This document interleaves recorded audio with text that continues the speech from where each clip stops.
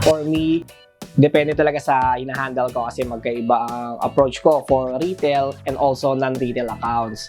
For retail accounts, madalas kong tinatanong kung meron ba silang drive para ma-hit yung monthly sales target natin, lalo na ang mga brands natin ay tulad ni Xiaomi, ni Gabsi. Ayan, gusto kong makita kung gaano sila ka-motivated sa sales at kung paano nila i-approach ang customers in a way na hindi na pressure or feeling harass yung customer natin.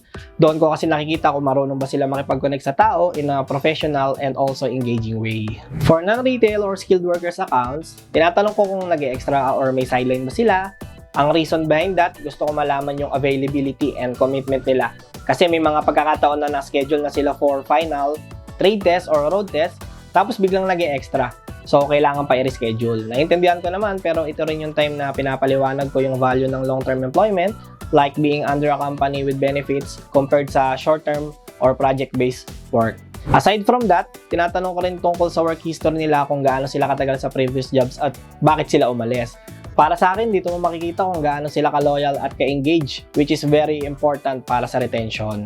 My go-to questions usually revolve around motivations, commitment, and stability. Kasi yun talaga yung indicators kung hanggang saan sila tatagal at paano sila magpe-perform sa role or sa ating cooperative. As an HR interviewer, I like asking, how do you keep yourself motivated during repetitive or challenging tasks? Through this question, nakikita ko kung paano mag-manage ng mindset at consistency ang isang applicant or candidate sa trabaho. Sa promoter role kasi, hindi laging exciting, may mga araw na mabagal ang sales, konti yung customer, at minsan nakakapagod din yung paulit-ulit na setup. By asking this, I get to see if the candidate has the discipline and positive attitude to stay focused even though without immediate results.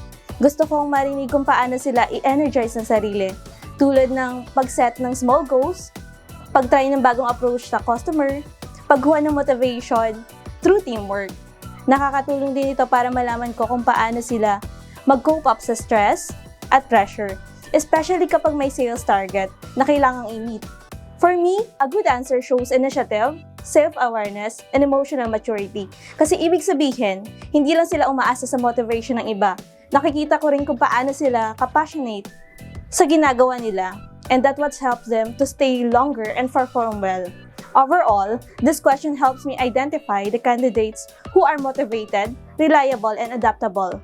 Sa sobrang importante nito sa fast-paced retail environment. As an HR interviewer, the question that never fails me, what makes you stay in a company?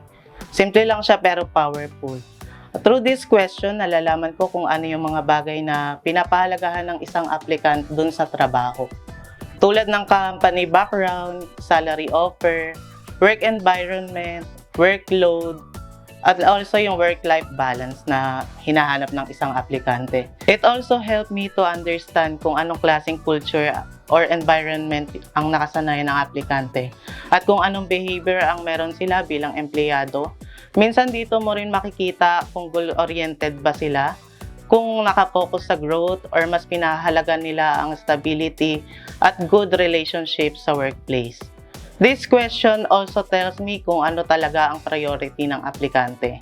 Kung pera ba, mga katrabaho, o yung opportunity to grow and improve their skills. For me, it's a good way to know if their values align with the company culture and kung long-term fit ba sila sa organization. Yung question na lagi kong tinatanong kapag nagkakandak ako ng interview ay yung tell me about the accomplishment you're most proud of. Mahalaga sa akin bilang HR na malaman paano nila na-achieve or na-meet ang expectations ng isang company. Through this question, nakikita ko kung paano sila magtrabaho, paano nila hinaharap ang challenges, at kung paano nila nakikita ang value ng contribution nila sa team or company. Whether it's through a phone or face-to-face interview, gusto kong maintindihan kung paano sila sa previous job nila, especially how they contributed and what kind of accomplishments motivated them to keep doing better, regardless of the outcome. Sa ganitong paraan, nagkakaroon din sila ng idea na we value contributions and commitment and that we expect the same or even more from them. Dito ko rin nakikita kung gaano sila ka-dedicated, passionate, and genuinely interested sa trabaho na ina-applyan nila. As part of the Caravan team, one of the questions I always ask during interviews is, do you still give positive cooperation to your management even during difficult situations? And do challenges affect your performance? As an HR, mahalaga sa akin malaman kung ano ang attitude ng applicant towards the company, especially after being hired, lalo na sa mga skilled worker. Kasi yung attitude nila can really affect their performance and contribution, not just sa team, pero sa buong organization, whether it's construction or manufacturing company. We know na in industrial settings, malaking challenge talaga ang patience and teamwork. Minsan, may maririnig tayong mga linya tulad ng, hindi ko trabaho yan, bakit ako gagawa niyan, or sa kanya mo yan pagawa.